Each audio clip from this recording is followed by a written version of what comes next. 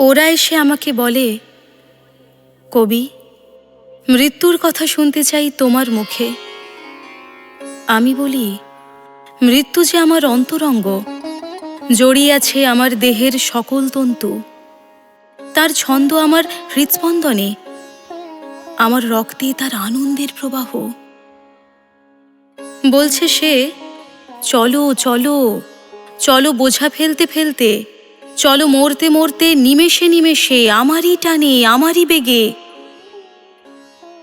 বলছে চুপ করে বসো যদি, যা কিছু আছে সমস্তকে আঁকড়িয়ে ধরে, তবে দেখবে তোমার জগতে ফুল গেল বাসি হয়ে।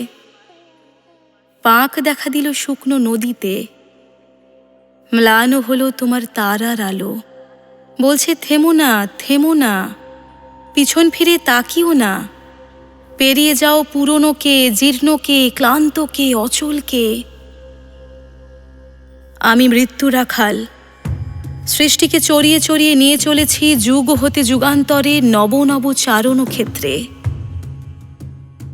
যখন বইল জীবনের ধারা, আমি এসেছি তার পিছনে পিছনে, দিইনি তাকে কোনো গর্তে আটক থাকতে।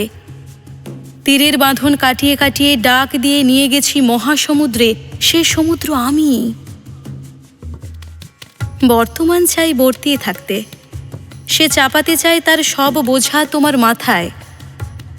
বর্তমান গিলে ফেলতে চায় তোমার সব কিছু আপন জঠরে, তারপরে অবিচল থাকতে চায় আকণ্ঠপূর্ণ দানবের মতো জাগরণহীন নিদ্রায়। তাকেই বলে প্রলয়।